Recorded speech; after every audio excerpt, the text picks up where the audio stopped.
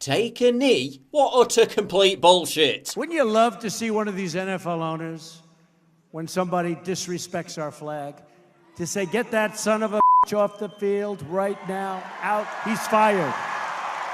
He's fired! Donald Trump's dividing the country. Yeah, quick fact check. Donald Trump didn't start Take a Knee. Colin Kaepernick did. Months before Donald Trump was even elected. Kaepernick did it as a pro-Black Lives Matter stunt to draw attention to cops murdering African Americans. A narrative that's been completely debunked, given that white people are more likely to be shot dead by cops, despite black people committing more violent crimes. This new incarnation of Take a Knee isn't about protesting police murders of black people. There haven't even been any high-profile cases of that for months. It isn't about patriotism. It isn't about free speech. It's just the latest manifestation of mass hysteria and Trump derangement syndrome. Isn't it an amazing coincidence that the three most prominent personalities who popularized this new round of Take a Knee after Trump's comments all campaigned for Hillary Clinton? Steph Curry, LeBron James, Pharrell Williams. Oh, but I'm sure it's about patriotism. I'm sure it's about police brutality.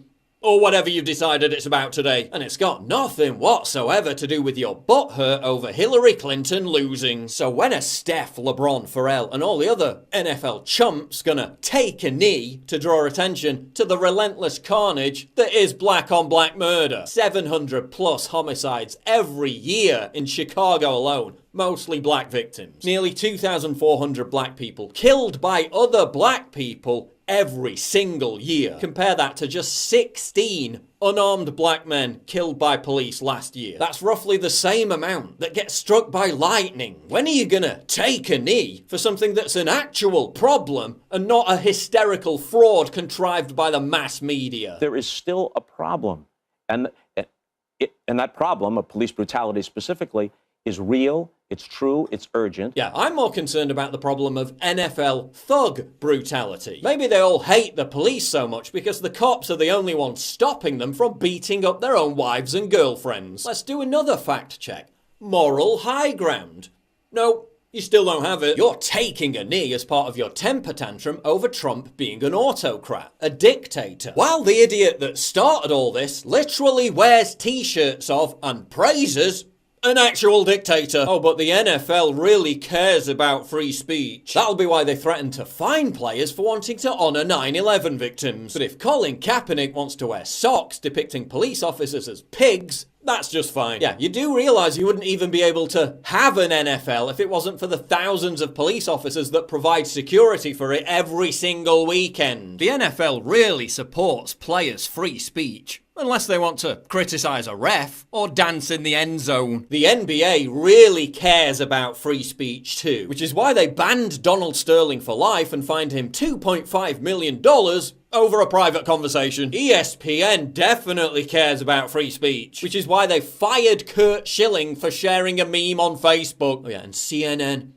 really cares about free speech too, which is why they ran defense for Antifa, a group that literally burns signs that say free speech. The left in general really cherishes free speech, don't they? That'll be why they violently attack conservatives who try to exercise it, ban them on social media platforms, and grease the skids for censorship by claiming that anyone right of Karl Marx is literally Hitler. Give me a break. None of you give a shit about free speech. Patriotism. Okay, let's talk about patriotism. The Ravens and the Jaguars kneeled for the Star-Spangled Banner and then stood for God Save the Queen. That is video moments ago of the Baltimore Ravens and it's the Jacksonville Jaguars kneeling for the first game of week 3 here, which is in London. So the game's happening earlier than this. You see dozens of players kneeling, and then you see coaches and others locking arms as the American national anthem is played on foreign soil. Yes, and then apparently they played the UK national anthem, and you can see them there.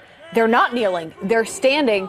This is it right there. They're standing behind her for the UK national anthem, but kneeling, of course, for ours, for the American. So think of the imagery of we're kneeling for our own country's anthem, and then we all rise to our feet and stand on foreign soil for another country's anthem. Yeah, you do know that the entire foundation of your country's patriotism is based on the fact that you won a war against that same royal family, and now you're standing for their anthem. Oh, but you're so patriotic. bullshit. Oh, but this is just another example of Trump's racism. Let's talk about racism. Let's talk about how all the black NFL players who stood for the national anthem yesterday, guys like Janae Grissom, were bombarded with racial slurs. Not from Donald Trump, from take-a-knee supporters. Yeah, they can't express their free speech without being called Uncle Toms and the C word by racists. Oh, but Trump's the racist. Now, it's understandable why Americans are so pissed off about this. And it's easy to see why many of them are now burning NFL gear and vowing never to watch another game again. But if you're a Trump supporter, this is yet another gargantuan narrative fail for the left. Think about it. Trump has now associated opposition to him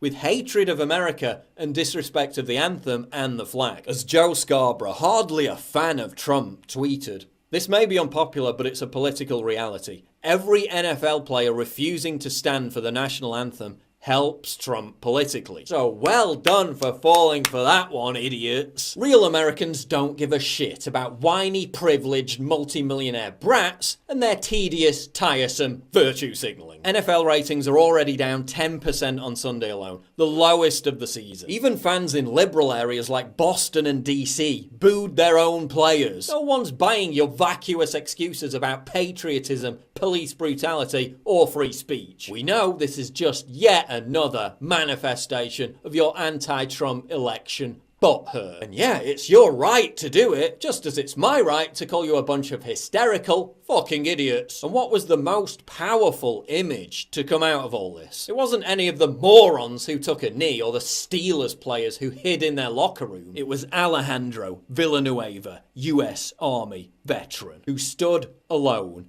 honouring the anthem and everything it stands for. But I'm sure the Steelers supported him for expressing his free speech, right? No. The head coach attacked him immediately after the game ended. I guess some free speech is more free than the other.